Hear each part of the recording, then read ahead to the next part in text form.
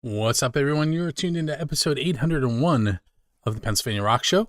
We're coming at you on musicfrom412.com, buildthescene.com, rootarooradio.com, xrpradio.co.uk out of Scotland, megarockradio.net, and 107.1 KFGD FM in St. Louis, Missouri.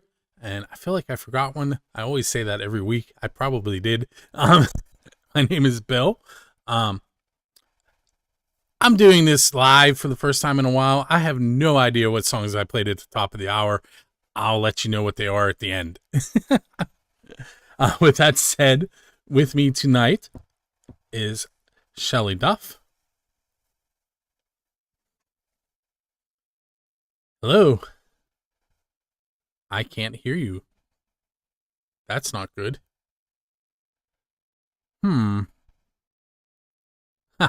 Well, Shelley and I are live, but let's try.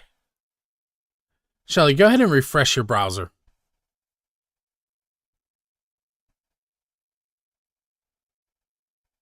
While she's doing that, I will show you her website, and hopefully she shows back up in my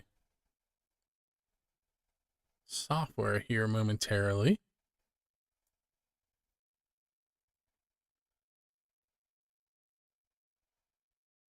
Can you hear me now? I can. That was so weird. Hey, so now everybody can hear you. All right. So I jumped to your website while you were gone. And so I guess we'll start there. So I'm going to scroll just a little bit here. Let's see. There we go. November 21st. So this weekend. Do you want to tell people about some upcoming shows that you have? Yeah, so Friday I'm performing in on the North Shore at Southern Tier, and on Saturday on the 22nd I'm going to be at Helltown Brewing in Butler. So there's a lot of different locations. I played just about all of them, but this Saturday I'm going to be at Helltown in Butler, and that is from 7 to 10. And then Fridays at the Southern Tier, Friday show at Southern Tier it's a happy hour, so it's 5 to 7. So a little bit earlier for Friday, but perfect after work to kind of stop over and unwind. That's the one by PNC, right? PNC Park? Yes. Yes. I've been there one time. It was my brother's bachelor party, and we went to a whole bunch of places to serve alcohol. I don't drink. And it was a interesting day. Cool sure place. So we kind of went backwards with this. Normally I ask that at the end, but the website was up. So let's talk. Why don't you tell us a little bit about, can I say your alter egos, your two different performing styles? Sure. So I have what I perform out. I do mostly acoustic. I have a band, but we do, stuff people know. So I have a lot of different things going on. I have my acoustic and solo project. I released an EP of original music in June, and that fits a lot of like what I do playing out acoustically. I do a lot of my original music as well. People have been asking for it, which like makes me so happy. And it kind of fits the vibe of what I do, which is like 90s, a lot of 90s stuff, 80s, Fleetwood Mac, kind of fits right into that. And then I have a harder rock project called Aurora Fire. And that is more studio. You can listen to it online, but we don't have shows. We're not performing out right at the moment. That is definitely a goal for the future. So those are my two alter egos. And we're going to hear some Aurora Fire stuff a little bit later. But yeah, before we get to that, I told you I was going to ask you a pizza question. We'll start there. So I have an unofficial build a scene question and a official build a scene question. They're both because of YouTube. The pizza one is because of the One Bite Pizza. Why can't I think of his name right now? El Presidente. What's his name? Dave. Doesn't matter. Anyway. It's like Picorni, something like that, right? Yeah, that guy. Yeah. So the question is real simple. It's what's the best pizza you've had because you're a musician. So you have to link it to a recording session, like going to or from a gig, Oh, something like easy. that. So my favorite pizza is Fiore's. And after I perform at Lamont, it's like you have to go to Fiore's after the show. So I'm done at like 10:30 and it's off to Fiore's. And I always see other musicians when I'm there that are after their gigs, like sitting there eating pizza at midnight at Fiore's. In it's not Dormont, but it's like on the way to Dormont.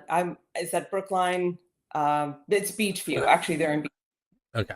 I yeah, that's honestly my I was just talking about the other day with Rocky Lamondi. I don't know if he owns Music from 412. And I was like, listen, I have not been to any of the famous Pittsburgh pizza shops. Oh, you go to Um Fiore. I live about 45 minutes north of the city.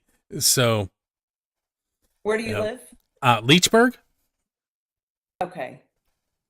I don't know any place out that way. I mean, I know place. Um I don't know any New place out there, but Kensington, okay. Vandergrift.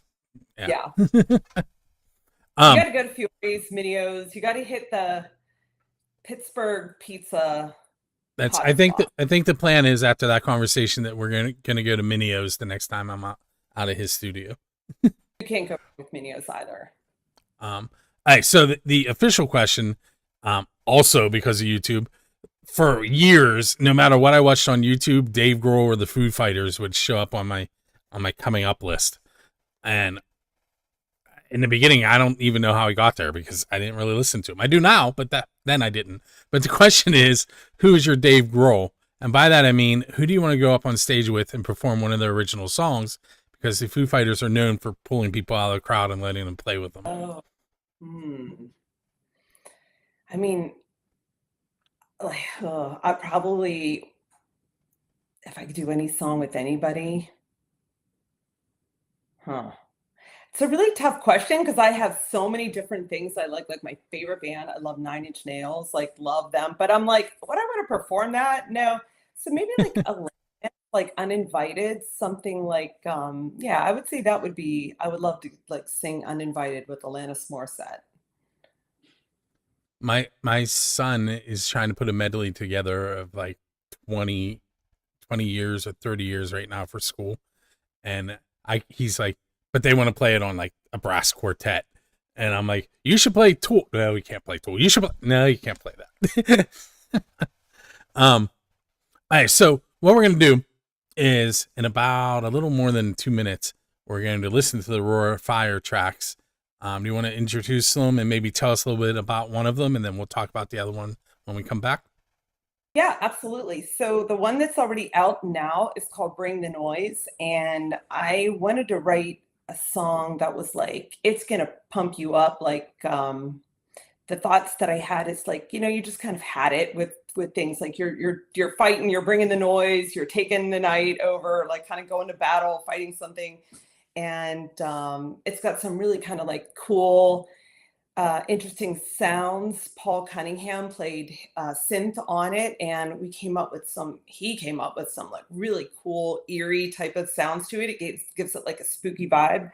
So I pitched it to the Pittsburgh Penguins, and they liked it and actually played it for the day before Halloween, October 30th game.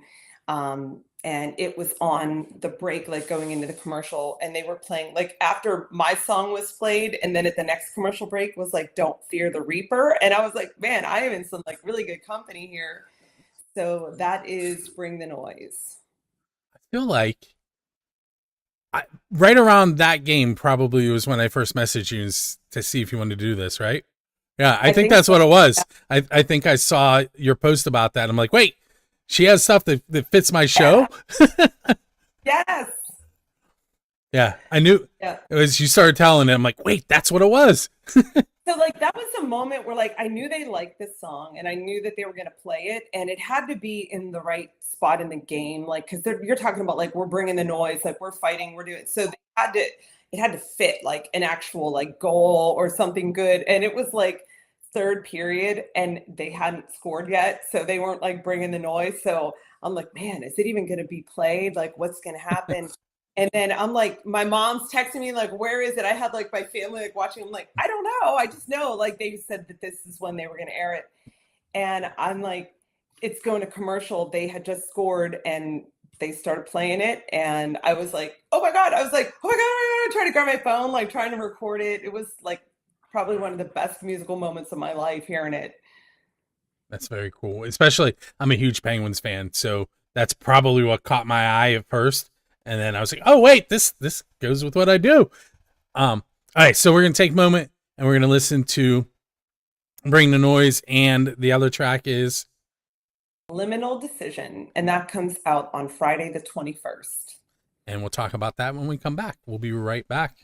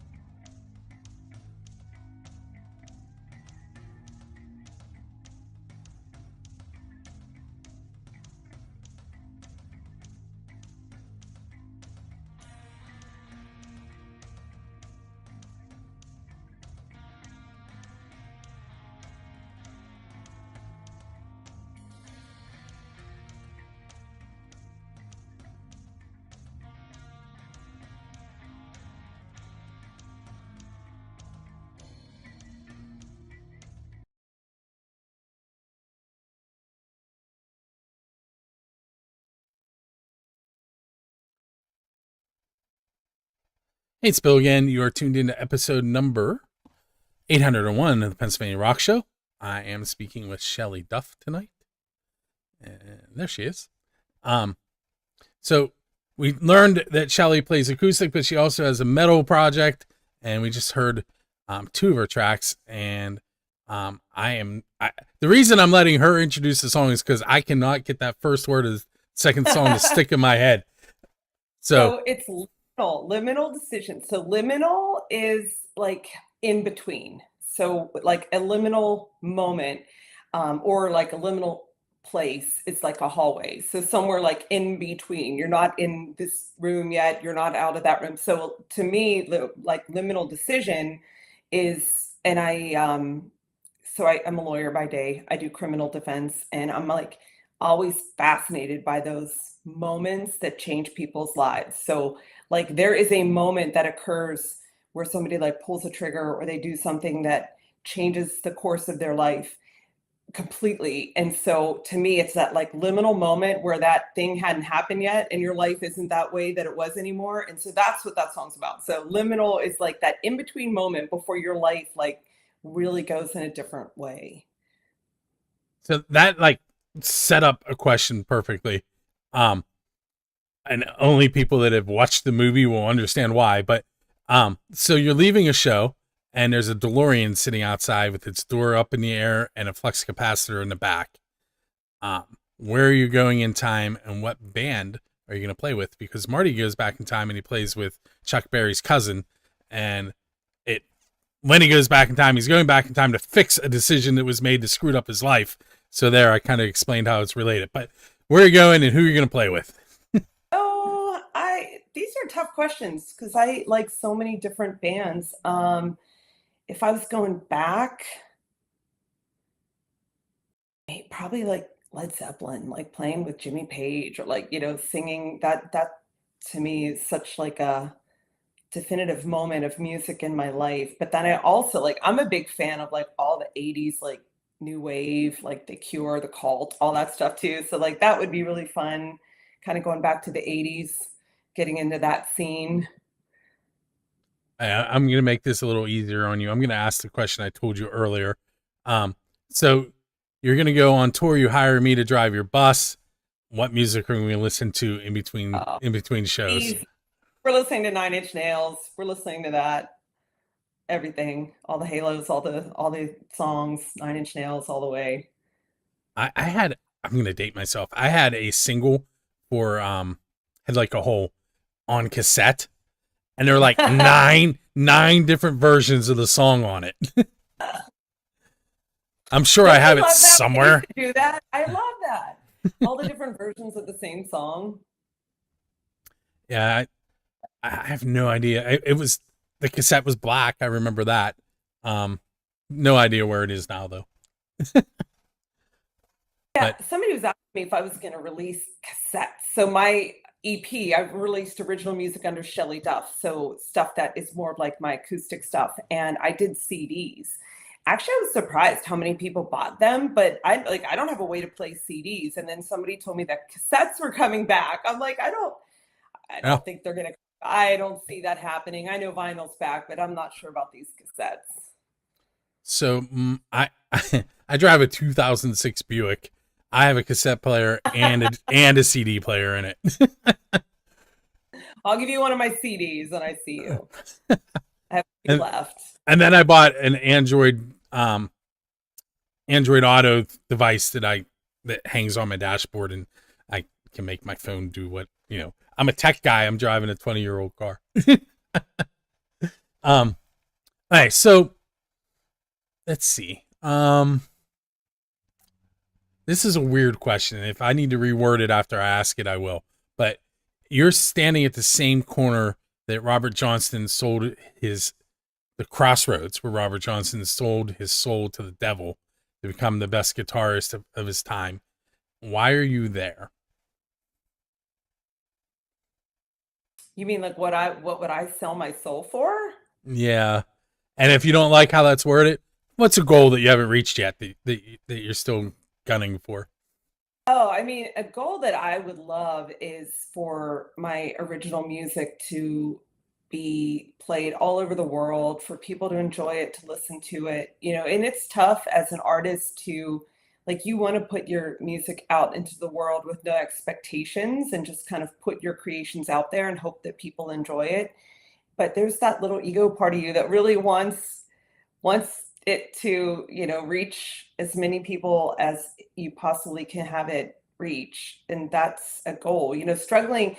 So I read something today that there is over 100,000 songs released on Spotify every single day, every day. Like, think about that Wow. number. So how do you get your original music heard by people who could become fans? And it's not about like going viral. It's just finding people that'll come to your shows, or people that'll download your music or watch your videos on social media. So that is something. I wouldn't sell my soul for it, but that's a goal that I would love to have, is like a worldwide reach of my original music. Um, if you could, it's kind of links with that. If you could write a song with anybody, any songwriter in basically in the history of the world, who would you want to write with? Oh, oh, geez, I have no idea. Um, that's a lot of great, amazing, talented songwriters to choose from. I don't know if I have an answer for that. Like, I think of people who are like amazing songwriters, like a Diane Warren or Carole King, people that write the very heartfelt songs that you can kind of connect to. I don't know. I don't really have an answer to that, of who I would like. There's not one particular songwriter that I think like, man, I would really love to write with them. Um, so last episode I had my kids on, who are I have a 17-year-old and twin 15-year-olds, and I asked my son that same question. He's like, "Well, what do you mean by that?" I'm like, "Well, who would you want to write with?" And he's like, "Well, what would they do?" I'm like, "Well, you would write some of it, and they would write some of it." And he's just looking at me. I'm like, "Okay, never mind." Yeah. I write by myself, and I use Craig Arlett. He does a duo acoustically with me, and I'll send him some ideas, and he'll produce. And he produced and played all the guitar work on all of the Aurora Fire stuff. But I feel like I write best alone. Um, and I change lyrics and work through stuff on my own. So I don't know. I mean, I wouldn't say I would never be a team songwriter and do, I know there's like songwriting groups and things like that, but I like just kind of like working on my own. I've always been that way. Um, so we have about a minute. So I'm going to give you this one. So you have 30 seconds on national TV, and you're going to try and convince people to come to one of your shows. What are you going to tell them? Come out and see me. We have a lot of fun. I like to be interactive with people and I try to play songs that people want to hear if you're going to come out to see me. It's always about the people that are there and having a good time and playing. I can play if you want to hear cover songs that you know and love. I have over 200 songs that I can play. I try to do things to make it fun for everybody that's out there. And I would love for everybody to stream my original music as well and listen to all of my original creations and come out and ask to hear one of my original songs. So for those of you that aren't watching the video, you're only listening to the radio show or the podcast. It's shelleyduff.com. Wait, I got to say something. You got to add the EY. Everybody. I was going to say that. I know. They'll never find it. So SHELLEYDUFF.com. So we're going to take our second break and we'll be back with Shelley in just a moment.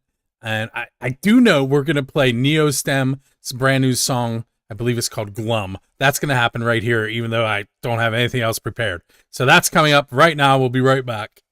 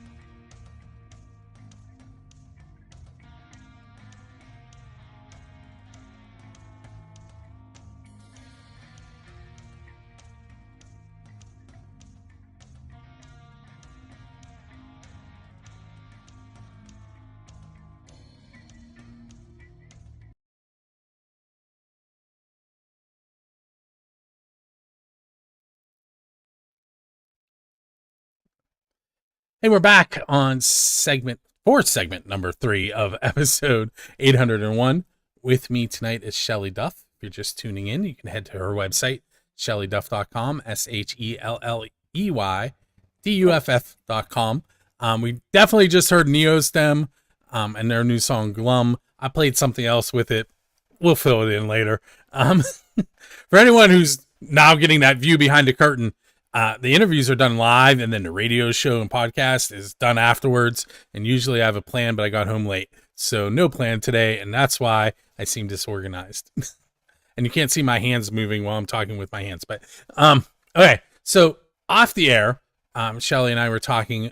She mentioned that she is a lawyer, and there are some things that she has plans to do, and I'm going to give her a moment to talk a little bit about that. And those of you that are musicians can contact her and help her figure out where she's going to go with it. So I'll be quiet now. No, on the break, I've been doing original music. I've been a lawyer for a long time. I've done criminal defense, but I also want to help artists and venture into, doing entertainment law because I feel like there's a real need for that right now. There's a lot of changes in the law, a lot of things with AI and songwriting and rights. And I'm working on putting together part of my practice to help people that are artists in what they need, and I also feel like there's a need for promotions as well and learning how to do promotions and contact other, different things that can help get your music out there. But my question was, we were talking on the break, is finding out what musicians need help with. Like, what do they want legal help with? What are things that are important that I can possibly help in my future so that I know there's a particular need for something and can kind of gear my future practice around what's out there that people need help with right now. I think is the easiest way to put it. So I'm open if anybody has anything like, hey, I really need work with contracts, or I want help with my copyrights, or what is trademarks and intellectual property, or how do I do this? How do I do that? Let me know. And I would love to put something together for musicians to help. Very cool. So they can contact you through your website. Is there any easier way, or is that how you would like them to do it? No, probably my website's the probably most difficult way because it goes through like an email subscriber thing. But you can find me on my social medias. I'm on Instagram at Shelley Duff. I am on Facebook. I have a TikTok. And then just send me a DM. Let me know, that you listen to this and this is some stuff that you would want some help with, or might want an attorney's, opinion on, so probably like through social media and my website. Yep. Easiest ways. So all show you've been wearing the Berklee sweatshirt, and I know Berklee School of Music is a big deal, so I'm gonna give you a moment to talk about what you did with Berklee. I did their guitar program. So they have an online program. So I'm based in Pittsburgh right now, but they had an online, still do have an online program. So I did their guitar certification through Berklee, which was amazing and very difficult. And you have access to amazing teachers. I also did some, business stuff through Berklee as well. They have some great music business type courses that's what I'm kind of focusing on right now as well. But yeah, I did their guitar program. So I know a few people that have gone through Berklee. Lee Caruso, who is a producer and co-owner of a small record label that I'm not going to throw the name out on yet, and some other things. He went to Berklee, and then I believe Paul Peterson from Big House Pete, I believe he went to Berklee. But pretty big thing, pretty cool. And I probably don't want my son to hear about it right now, but if you watch episode 800, you'll understand why I said that. He plays like 100 different instruments. But anyway, so we have about 4 minutes, a little more than 4 minutes. I'm trying to think. I haven't really asked you a lot of my oddball questions. I've asked a handful. How about this? I have a question. It's called the Diesel Beast question. It's the first band I asked the question to, and so far I don't think anyone's topped their answer yet. It's if you could play anywhere in the world, so a non-standard venue, like you don't have to be in a stadium or in an arena. You could be on a street corner and play with any band in the history of the world. Where would you want to play, and who would you want to play with? And while you're thinking about it, for those of you that aren't familiar with Diesel Beast's answer, it was they wanted to play at Stonehenge with Dio. Oh, I mean, Stonehenge would be incredible. That would be awesome. Stonehenge, would I say Stonehenge too? Like I'm really I've been to Stonehenge. That was awesome. But like I don't know where I'd want to play. You're asking some really tough questions. It would be somewhere like when initially like Red Rocks is where I'd love to have a show there. Yeah, you could pick Red Rocks. Red Rocks and like my band, like Aurora Fire at Red Rocks. Like that's what I'm gonna put out there. I like it. Maybe you could get Trent Reznor to come. Yeah, oh yeah. We could open for 9 Inch Nails. Let's see. Oh, Jazz Byers. Are you familiar with Jazz? I am not. Half Will. All right. Well, Jazz plays a bazillion instruments as well. He owns Rattleclack Entertainment, travels all over the world. He has Jazz's Rock and Road show on Music from the 412. When he's out traveling the world, he does like tours of whatever city he's in, calls back to Pittsburgh, interviews bands, and then the bands come to his studio and play in his studio. It's a very cool show. But the reason I bring it up is Jazz was in Antarctica about a year ago and played one of his songs at the South Pole, and there's video proof that he did it. And Kiss has played in a bay in Australia to Sharks, and Metallica has played in this in Antarctica as well. Van Halen played on the roof of a skyscraper. Where is? See, I'm going to stick you with this non-standard venue thing, but you got to pick somewhere weird. I love Iceland. I've been there 3 Oh. times. So maybe somewhere like out on a glacier in Iceland, with Bjork. I And like there, it. but yeah, I mean, it might be a little cold there, but that's okay. I still think that would be just playing some Bring the Fire would fit, one of those Nordic, it's got like that Nordic kind of going to war vibe to it. So Bring the Noise out in some glacier, volcanic lava rock place in Iceland. That's my answer. Very cool. I have a funny story from school. I'm teaching my 5th graders about space right now, and they asked me a question about the moon that I didn't know an answer. And I was like, I don't know if anyone's ever been on the dark side of the moon. I'm like, I assume maybe. And they're like, well, can't we send somebody there? They're like, send your friend Jazz, because he did experiments for them when he was at South Pole. So Jazz was like, tell him if I can get someone to take me there. That would be, although in space there's not a lot of particles in the air, so sound won't travel, but you could still try and play on the moon. All right, so once we're at the end, in case you couldn't tell, make sure everyone goes and checks out shelleyduff.com, SHELLEYDUFF.com. Shelley, I want to thank you for hanging out with us tonight. Thank you. And they can also find Aurora Fire Music, and that's also on social media as well. And the new tune will be out on Friday. I'm excited for everybody to hear it.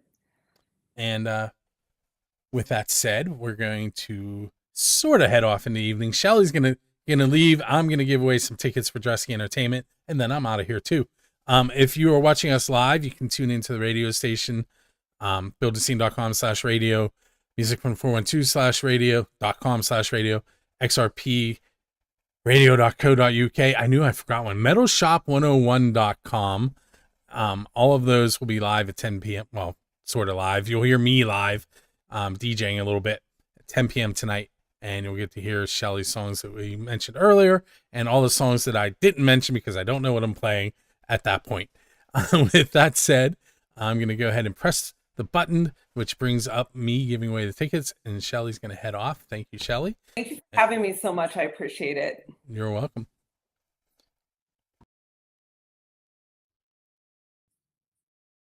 What's up, everyone? It is that time of the show where I'm going to spin the wheel, and Dressy Entertainment is going to give someone 2 tickets to one of their shows. This one happens to be the Super Suckers with Scott H. Bierum with King Sickabilly. The show is December 16th at the Craft House. It is 21 and over. If you do not win tickets, you still have a month to go purchase some tickets. You can head to dresskyentertainment.com or crafthousepgh.com for more information. I had 4 people sign up. They were Keith Laydig, Peggy Spiker, Justin Todd, and Andrew Carr. I put them on there a whole bunch of times. I don't even know how many times, but they're spinning up above me. You can see their names are on there. I'm going to hit shuffle once and twice, and we're going to spin and find out who is going to win those tickets. And the winner is Keith Laydig. Keith, keep an eye on your email. You're going to get an email from me confirming that you won, and then you'll get a follow-up email from Dressy Entertainment, and they will tell you how to get a hold of those tickets. If anyone else is interested in checking out our contest, head over to musicfrom412.com/contest and follow the directions. And with that, head it back to the Pennsylvania Rock Show.